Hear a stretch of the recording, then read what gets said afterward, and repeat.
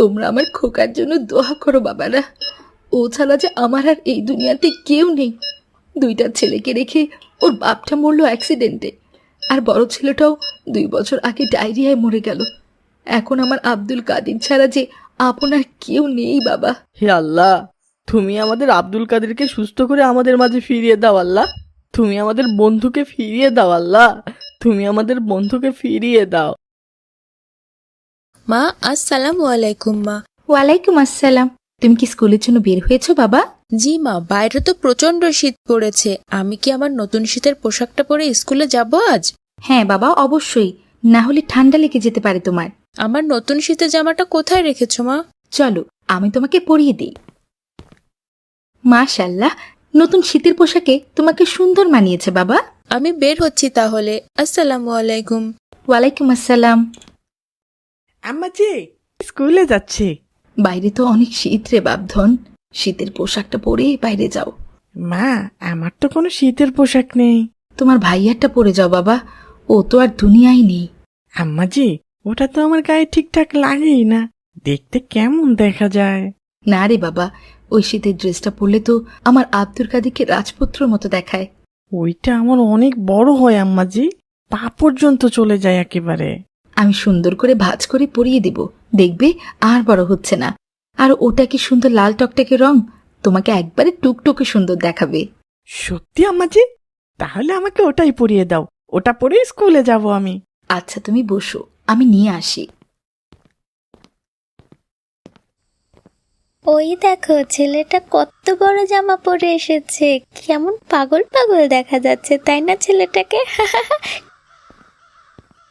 কি যে ভয়ানক শীত পড়েছে, সবাই শীতে তো অতিষ্ঠ হয়ে গেছে।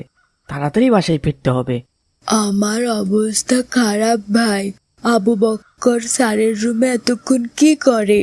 তোর আবু বকর একটা অঙ্ক বুঝতে পারেনি, স্যারের কাছে সেটা বুঝিয়ে নিতে গেছে। আসলেই বাসায় রওনা দিব। ভাই ভাই দেখো, আব্দুল কাদের কি পরে এসেছে।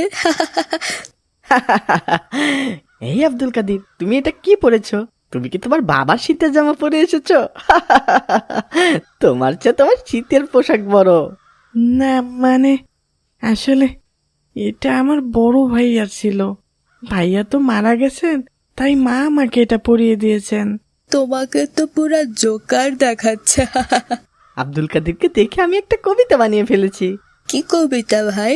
নাম তার আব্দুল কাদির, শীতে হয়েছে কাবু, বিশাল একটা শীতের পোশাক লাগছে জোকার বাবু। সুন্দর না ভাই? একদম যা হয়েছে না। তার নাম আব্দুল কাদের, শীতে হয়েছে কাবু, বিশাল একটা শীতের পোশাক লাগছে জোকার বাবু। তোমরা আমার বন্ধু হয়ে আমাকে এভাবে অপমান করলে ভাই, আমি অনেক কষ্ট পেয়েছি। যেও না ভাই, যেও না, আমরা এমনি এমনি মজা করেছি। কি হয়েছে ভাই, আব্দুল কাদের চলে যাচ্ছে কেন এভাবে? দেখো না কত বড় শীতের জামা পরে এসেছে আব্দুল কাদির, একেবারে দেখে জোকার লাগছিল, তাই মজা করে একটা কবিতা বানিয়ে ফেলেছি। সেটা শুনে রাগ করে চলে যাচ্ছে। কি কবিতা বানিয়েছিলে? শুনবে কবিতা? দেখি শোনাও তো। নাম তার আব্দুল কাদির, শীতে হয়েছে কাবু, বিশাল একটা শীতের পোশাক লাগছে জোকার বাবু। সুন্দর না ভাই? ভাই, কাউকে এভাবে তুচ্ছ করে অপমান করা উচিত নয়। ওর হয়তো ভালো শীতের পোশাক কেনার সামর্থ্য আল্লাহ দেননি। অন্যকে নিয়ে ঠাট্টা বিদ্রুপ করা, তার দোষ চর্চা করা মুমিনের গুণ হতে পারে না ভাই। আল্লাহ তাআলা বলেন, কোনো মুমিন যেন অন্য কাউকে উপহাস না করে, কেননা যাদের উপহাস করা হচ্ছে তারা তার চেয়ে উত্তম হতে পারে। তাছাড়া আমাদের মহানবী সাল্লাল্লাহু আলাইহি ওয়াসাল্লাম এক হাদিসে বলেছেন, এক মুসলিম অপর মুসলিমের দ্বীনী ভাই। একজন মুমিন ব্যক্তি তার ভাইয়ের ওপর অবিচার করবে না, তাকে অপদস্থ করবে না, অবজ্ঞা করবে না। ভাই, আমাদের ইসলাম এটা পছন্দ করে না। আরে আমি তো এমনি এমনি মজা করেছি শুধু। চলো এইবার বাসায় যাই, প্রচন্ড শীত বাইরে, হাত পা শক্ত হয়ে আসছে আমার। ঠিক আছে ভাই। মা, মা তুমি আমাকে মিথ্যা বলেছো। আমার বাপজানের কি হয়েছে, কান্না করছে কেন? আমার রাজপুত্রটা কান্না করলে আমার যে বুকের ভেতরে কষ্ট হয় বাবা। আমি রাজপুত্র না ঘোড়ার ডিম? তুমি আমাকে মিথ্যা বলেছো। আমার শীতের পোশাক দেখে সবাই অনেক হাসাহাসি করেছে, আমাকে লজ্জা দিয়েছে। তুমি আমাকে মিথ্যে বলেছো, আমাকে একটুও রাজপুত্রের মতো দেখাচ্ছে না। মিথ্যা বলিনি বাবা, আমার চোখে তো আমার আব্দুল কাদেরই রাজপুত্র। ওরা হয়তো বুঝতে পারেনি। আমার কাছে টাকা থাকলে আমি আমার বাপজানের জন্য বাজারের সবচেয়ে সুন্দর শীতের জামাটা কিনে দিতাম বাবা। কি করবো রে বাপজান, অভাবের সংসার কত জোড়াতালি দিয়ে যে যাচ্ছে রে বাবা। থাক মা, আমার শীতের জামা লাগবে না। তুমি ভাত দাও, আমার অনেক ক্ষুধা পেয়েছে। ঠিক আছে বাবা, তুমি হাত মুখ ধুয়ে পরিষ্কার হয়ে নাও। আসিফ আজ এশা নামাজে আসেনি ভাই? আমি ডাকতে গিয়েছিলাম, বলে বাইরে অনেক শীত, এত শীতের ভেতর মসজিদে যেতে পারবো না, তুমি চলে যাও। ভাই, আমারও এত শীতের মধ্যে ফজর আর এশার নামাজ আদায় করতে অনেক কষ্ট হয়। মুমিনের কাছে কনকনে শীত ঠান্ডা আরেক ইমানি পরীক্ষা ভাই। এ কারণেই প্রিয় নবী সাল্লাল্লাহু আলাইহি জাহান্নাম ও গোনাহ থেকে মুক্তি লাভে শীতকালকে ইবাদতের বসন্তকাল বলেছেন। রাসূল সাল্লাল্লাহু আলাইহি বলেন, শীতের প্রচন্ড কষ্ট সত্ত্বেও যে সঠিকভাবে অজু করে নামাজ আদায় করবে, আল্লাহ তার পাপ মোচন করবেন, তার মর্যাদা বৃদ্ধি করবেন। সুবহানাল্লাহ, তাহলে তো এই শীতে আমাদের বেশি বেশি ইবাদত করা উচিত ভাই।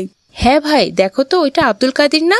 হ্যাঁ ভাই, কিন্তু এত ভয়ানক শীতের মধ্যে সামান্য টি শার্ট পরে নামাজে এসেছো, ওর শীত লাগে না? আব্দুল কাদির ভাই, এদিকে এসো। আসসালামু আলাইকুম ভাই। ওয়ালাইকুম আসসালাম। তুমি শীতের পোশাক পরোনি কেন ভাই? আমার শীতের পোশাকটা একটু বড়, তাই সবাই হাসাহাসি করে, তাই পরিনি। তুমি তো অসুস্থ হয়ে যাবে, ঠান্ডা কাশি লাগবে, তোমার শীত লাগছে না? শীতের চেয়ে লজ্জা বেশি লাগে ভাই। সবাই অনেক হাসি তামাশা করে আমাকে দেখে। তাই বলে এত ভয়ানক শীতের মধ্যে শুধু টি শার্ট পরে বাইরে বের হয়েছো? তাড়াতাড়ি বাসায় চলে যাও ভাই। ঠিক আছে, আসি তাহলে। আসসালামু আলাইকুম ভাই। ওয়ালাইকুম আসসালাম। মা, আমি স্কুলে যাচ্ছি। বাপজান, তুই আজকেও শুধু টি শার্ট পরে স্কুলে যাচ্ছিস? এত শীতে মানুষ বের হতে পারছে না, আর তুই এইভাবে প্রতিদিন শুধু টি শার্ট পরে বাইরে ঘুরে বেড়ালে তো অসুস্থ হয়ে যাবি রে বাপজান। সবাই শুধু আমাকে নিয়ে ঠাট্টা করে, আমার অনেক কষ্ট হয় মা। আমাকে যতদিন না ভালো শীতের পোশাক কিনে দেবে, ততদিন আমি শুধুই টি শার্ট পরেই বাইরে যাব। বাবারে, আমার কাছে টাকা থাকলে তো আর এই কষ্ট আমি তোকে করতে দিতাম না। হে আল্লাহ, তুমি আমার ছেলেটাকে দেখে রেখো আল্লাহ, তুমি তো হেফাজতকারী আল্লাহ, আমার সন্তানকে হেফাজত করো আল্লাহ। আসসালামু আলাইকুম ভাই, ভয়ানক এক দুঃসংবাদ আছে। ওয়ালাইকুম আসসালাম। কি দুঃসংবাদ ভাই? আব্দুল কাদের অনেক অসুস্থ, আইসিইউতে ভর্তি আছে, ওর মা শুধু কান্না করছে। কি বলো এসব? এই জন্যই 4-5 দিন ওকে মসজিদে দেখছি না। আমি ভেবেছি বাড়িতেই নামাজ আদায় করছে হয়তো। কি হয়েছে ওর? ওর শীতের পোশাক নিয়ে সবাই মজা করত, এই জন্য লজ্জায় শীতের পোশাক না পরেই এই শীতের ভেতরে বাইরে বের হতো। এখন ঠান্ডা লেগে নিউমোনিয়া হয়ে গেছে, অনেক শ্বাসকষ্ট হচ্ছে। হে আল্লাহ, তুমি হেফাজতকারী। ও এখন কোন হাসপাতালে আছে ভাই? সদর হাসপাতালের আইসিইউতে আছে। চলো তাড়াতাড়ি। তোমরা আমার খোকার জন্য দোয়া করো বাবারা। ও ছাড়া যে আমার আর এই দুনিয়াতে কেউ নেই। 2টা ছেলেকে রেখে ওর বাপটা মরলো অ্যাক্সিডেন্টে, আর বড় ছেলেটাও 2 বছর আগে ডায়রিয়ায় মরে গেল। এখন আমার আব্দুল কাদির ছাড়া যে আপনার কেউ নেই বাবা। তোমরা দোয়া করো, তোমরা দোয়া করো। খালাম্মা, ধৈর্য ধরুন, আল্লাহ নিশ্চয়ই আমাদের আব্দুল কাদিরকে সুস্থ করে দেবেন ইনশাল্লাহ। সব ভুল আমাদের। আমরা যদি ওর সাথে মজা না করতাম, ওকে অপমান না করতাম, তাহলে হয়তো ওর এই পরিণতি হতো না। আমাদের অপমান থেকে বাঁচার জন্যই তো আব্দুল কাদের এই কঠিন শীতের মধ্যেও শীতের পোশাক পরেনি। হ্যাঁ ভাই, আমাদের নিজেদের সামান্য মজার জন্য ওকে নিয়ে ঠাট্টা মশকরা করেছি, তুচ্ছ তাচ্ছিল্য করেছি। আমাদের জন্যই আজ আব্দুল কাদির এত ভয়ানক বিপদে পড়েছে ভাই। হে আল্লাহ, তুমি আমাদের আব্দুল কাদেরকে সুস্থ করে আমাদের মাঝে ফিরিয়ে দাও আল্লাহ। তুমি ওকে বাঁচিয়ে দাও আল্লাহ। আর কখনো এভাবে কাউকে বিদ্রুপ করব না, কাউকে নিয়ে ঠাট্টা মশকরা করব না আল্লাহ। তুমি আমাদের বন্ধুকে ফিরিয়ে দাও আল্লাহ, তুমি আমাদের বন্ধুকে ফিরিয়ে দাও।